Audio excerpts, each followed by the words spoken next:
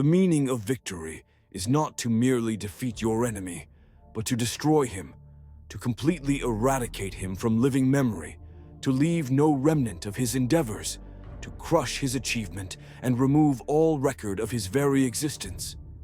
From that defeat, there is no recovery. That is the meaning of victory. Lord Solar Macharius was a towering figure in the grim darkness of the 41st millennium, a celebrated war master and chief military commander of the Imperium's Segmentum Solar and one of the High Lords of Terra. Appointed by the Senatorum Imperialis, he led the Macharian Crusade from 392 to 399 M41, a campaign so swift and brutal that it annexed nearly 1,000 new worlds at the very edge of the Milky Way's Segmentum Pacificus. His achievements on the battlefield were so profound that he was later venerated as a saint by the Ecclesiarchy, cementing his legacy as one of the most famous commanders in the Astra Militarum's history. A master tactician, Macharius orchestrated a vast military campaign reminiscent of the Emperor's own Great Crusade, pushing the boundaries of the Imperium into uncharted territories. His strategies have since become case studies in interstellar warfare, showcasing a brilliance that many argue stands shoulder to shoulder with the superhuman Primarchs. Yet, his conquests were halted not by enemy forces, but by his own troops, a collective reluctance to venture beyond the safety of the Emperor's Astronomicon. Faced with the daunting, haunted expanse at the galaxy's edge, Macharius, for the first time, was overcome by the very human frailties he had long surpassed, and it is said that he wept at the realization that his ambition had reached its limit. Leading his armies with unwavering resolve, Macharius commanded 7 distinct groups of the Astra Militarum, each under generals like Sejanus, Tarka, Lysander, Borgon Crassus, Arian, and Cyrus of Larentine. His relentless drive pushed his forces to the brink, so far that when the prospect of facing the psychic perils of the Halo Zone loomed, even his storied legions balked. In the end, his military campaign, which had redefined the frontiers of the Imperium, was curtailed by the simple yet profound limits of human endurance and fear. Macharius eventually returned to Imperial space, never to be seen alive again, leaving behind a legacy as one of humanity's greatest military minds, albeit one whose victories eventually spawned internal strife and the infamous Macharian Heresy. For a long time, many believed that Solar Macharius was his full name and that his rank was simply that of Lord Commander. However, recent revelations have shown that Lord Solar is actually an auxiliary title tied to the rarely awarded imperial rank of War Master, a title once held by the infamous arch-traitor Horus. This has sparked debates among scholars about whether Solar forms part of his name or is merely an honorific attached to his position. The Astra Militarum Codex reinforces this distinction by referring to him as the Lord Solar, a title described as most gloriously being held by Saint Macharius. In recorded conversations between Macharius and his deputy, General Sejanus, he is consistently addressed by this title. Today, it is generally accepted that the title of Lord Commander Solar is bestowed upon the individual commanding all Imperial military forces, both the Astra Militarum and the Imperial Navy, within the Segmentum Solar. This role is typically combined with the prestigious title of Lord High Militant. In a similar fashion, commanders in other segments bear equivalent titles, such as Lord Commander Ultima in the Segmentum Ultima or Lord Commander Obscurus in the Segmentum Obscurus. However, because the Lord Solar oversees the defense of Terra itself, his role is even more significant. This authority often secures him a seat in the Senatorum Imperialis, making him one of the High Lords of Terra and a key figure in enforcing the Emperor's will across the Imperium. Lord Solar Macharius first emerged as a rising star in the early 41st millennium, a time when the Imperium was slowly recovering from the dark days of the Age of Apostasy. Born in 356 M41 as the heir of planetary governor Pella of Donia, a civilized world in the Segmentum Pacificus, he quickly established himself as a formidable general in the Astra Militarum. His decisive leadership during the suppression of the Roxane Rebellion, particularly in rescuing Lord Commander Solar Phillips, caught the attention of the High Lords of Terra. Recognizing his exceptional tactical mind, Phillips took Macharius under his wing and named him his successor. It was during these formative years that Macharius also began building a network of trusted lieutenants, future commanders like Sejanus, Borgan Crassus, Tarka, Arian, Lysander of Choripoli, and Cyrus of Larentine. In 386 M41, fate intervened when Lord Solar Phillips was killed in the Lemore landings, propelling Macharius to assume command of the military forces of Segmentum Solar. At an extraordinarily young age, he became the youngest individual ever to hold the dual roles of Lord Commander and War Master. Shortly after his inauguration, Macharius traveled to Terra, for the only time in his life to formally take up his new responsibilities, overseeing early conquests on worlds such as Land's End, Morbellum, and Jalfrezi III with the might of his native Donian regiments. Bolstered by these successes, he soon declared his ambition to launch the most ambitious Imperial crusade since the Great Crusade, an endeavor that would see the assembly of an armada greater than any seen since the Emperor himself walked among humanity. The Macharian Crusade officially began on the world of Macharia, a now hallowed shrine world of the Adeptus Ministorum, where Macharius gathered his forces before boarding transports into the void. His expedition pushed boldly into unexplored space, reaching all the way to the galactic rim, far beyond the Emperor's Astronomicon. Many of these territories had once been part of the Imperium, but had vanished during the chaos of the Age of Apostasy. The first major clash of the Crusade occurred in the Cask system, where Macharius faced the so-called Cult of the Angel of Fire. It soon became apparent that this cult was merely a facade for the worship of the chaos god Tzeentch.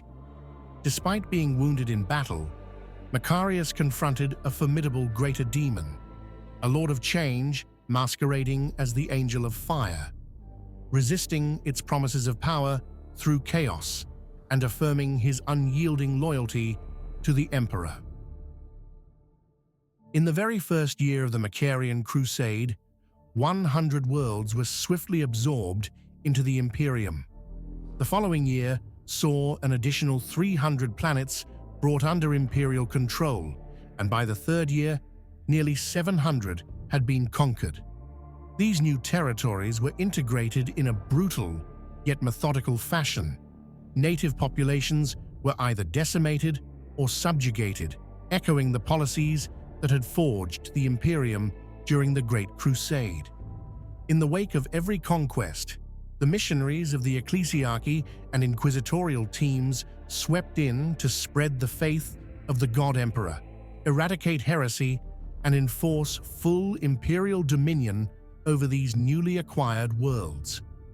By the end of the Crusade in 399 M41, Macharius's armies had pushed all the way to the western edge of the galaxy, deep within the enigmatic halo zone and at the fringe of the Astronomicon's guiding light. It was at this remote frontier that even his battle-hardened troops and trusted generals began to waver, fearful of venturing into the uncharted darkness beyond. The difficulties of navigating the Empyrean without the Astronomicon's aid coupled with disturbing tales of haunted stars and ghostly worlds, forced his forces to plead for a halt to their advance. Incensed by what he saw as cowardice and betrayal, Macharius retreated into isolation, eventually ordering his fleet to turn back to safer, familiar Imperial space. On the return journey, in 400 M41, the weight of his shattered ambitions proved too much. Macharius succumbed to a jungle fever contracted on the world of Jucha, his life extinguishing as the dream of boundless conquest faded.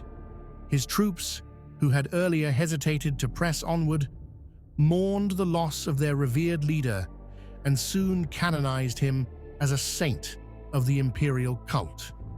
His body was returned to Macharia, where a grand state funeral was held, attended by high lords of Terra, ecclesiarchy cardinals, and mechanicus magi alike, and Macharia itself was transformed into a shrine world dedicated to his memory. Yet even in death, the legacy of his conquests was marred by the ensuing 70-year civil war known as the Macharian Heresy, as his former commanders clashed over his vast empire until the Imperium was forced to send Adeptus Astartes chapters to quell the rebellion. Following Macharius's death in 400 M41, his vast conquests quickly descended into chaos. The worlds he had wrested into the Imperium during the Macharian Crusade splintered into warring star empires as his 7 former Astra Militarum generals turned on each other. These commanders not only renounced their oaths to the Imperium, but also clashed among themselves and with the Adeptus Terra, igniting a spiral of internecine conflict. With Space Marine chapters now embroiled in bitter disputes, the High Lords of Terra had no choice but to step in and restore order. In response, the Imperium launched a sweeping campaign under Imperial War Master Solon, deploying over 100 Space Marine chapters to quash the rebellion and purge heresy from the newly conquered regions.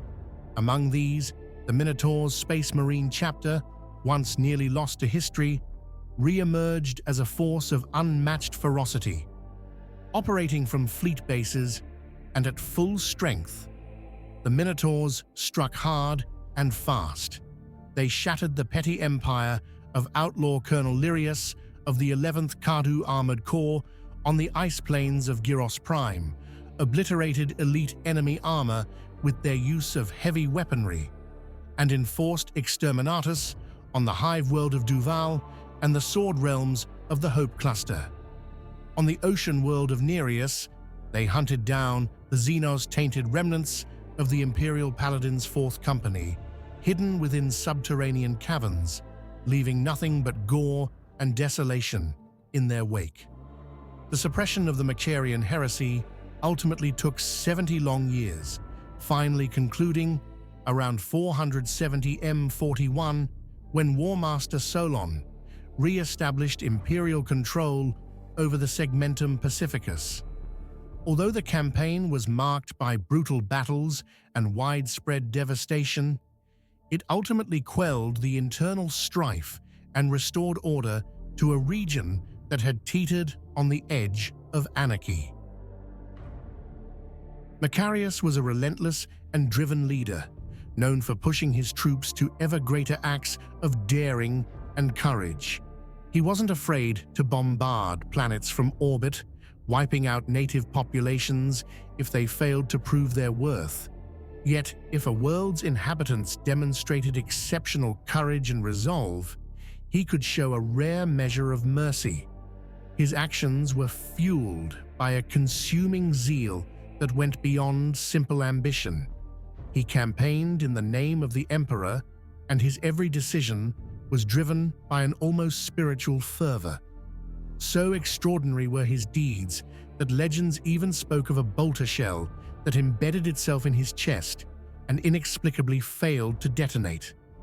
Throughout his campaigns, Macharius was never far from his trusted general Sejanus, a constant presence at his side. It was Sejanus who eventually delivered the crushing news. his soldiers would go no further, refusing to push beyond Ultima Macharia into the perilous Halo Zone where the Astronomican's light faded. For a commander who had inspired boundless courage, this declaration felt like the ultimate betrayal. Macharius wept, tears mingling rage and sorrow as he confronted the stark reality that his men could not match his own unwavering resolve. Haunted by the limitations of those he led, Macharius's disappointment quickly turned to bitterness. He fell into a deep despair, drowning his anguish in drink and lamenting the absence of heroes brave enough to continue his legacy. The official record of Macharius's life paints a picture of a brilliant, fearless leader whose death was a final, noble sacrifice. However, documents uncovered during his canonization as a saint of the Imperial cult tell a more complicated story. According to these records, during the siege of the world of Loki, Macharius was ravaged by multiple plagues and had only days, or even mere weeks, left to live. In a desperate bid to secure a final victory, he rallied his personal forces for a last-ditch assault against Richter, a former general who had defected to Nurgle's service. While Macharius did manage to slay Richter, the official narrative claims that he was then struck down by a hidden Chaos cultist alongside Inquisitor Drake, an account that, unsurprisingly, did not remain uncontested. Whispers in the historical record suggest an even darker truth. Some say that the Imperium could not allow their legendary commander to simply succumb to Nurgle's corrupting influence, insisting instead that he should die gloriously in battle. According to these accounts, Inquisitor Drake deliberately leaked tactical details to Richter to stall the Imperial advance on Loki. This subterfuge may have been part of a larger plan to preserve Macharius's mythic status, ensuring that his final act was one of defiant heroism rather than a death by infection. One lone survivor even claimed that after Richter was dispatched, an Officio Assassinorum agent, disguised as an Imperial stormtrooper, stealthily ended Macharius's life and silenced Drake forever. In the end, the truth behind Macharius's final moments remains shrouded in mystery and intrigue. The conflicting accounts reveal not just the chaos of those final days, but also the extent to which high-ranking figures within the Imperium were willing to manipulate the narrative.